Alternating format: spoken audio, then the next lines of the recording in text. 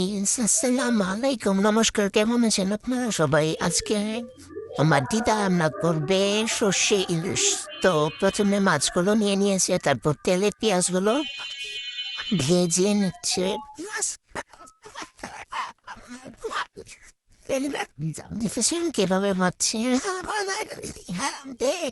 তারপর পেঁয়াজগুলো লাল লাল হয়ে গেলে, লাল লাল করে ভাজা হয়ে গেলে, এখানে সর্ষে বাটাতে হালকা মরিচের গুঁড়া, হালকা হলুদের গুঁড়া দিয়ে পেঁয়াজের ওপর লবণ, সর্ষে বাটা আর মশলাগুলো দিয়ে দিয়ে হালকা কষিয়ে নিচ্ছি।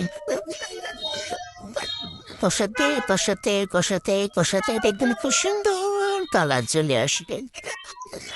তারপর সুন্দর কালার চলে আসার পরে এখানে একটু হালকা পরিমাণে জল দিয়ে দিতে হবে, তারপরে মাছগুলো দিয়ে দিতে হবে।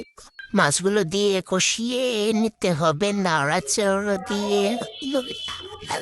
তারপরে এটা কষানো হয়ে গেলে মশলাগুলো যেন মাছের ভেতরে ভালোভাবে ঢুকে এইভাবে কষিয়ে নিতে হবে। তারপরে হালকা একটু জল দিয়ে দিতে হবে। তারপরে জল দেওয়ার পর হালকা করে একটু ঢেকে দিতে হবে। তারপরে জলটা শুকিয়ে এলে একটু নাড়াচাড়া দিয়ে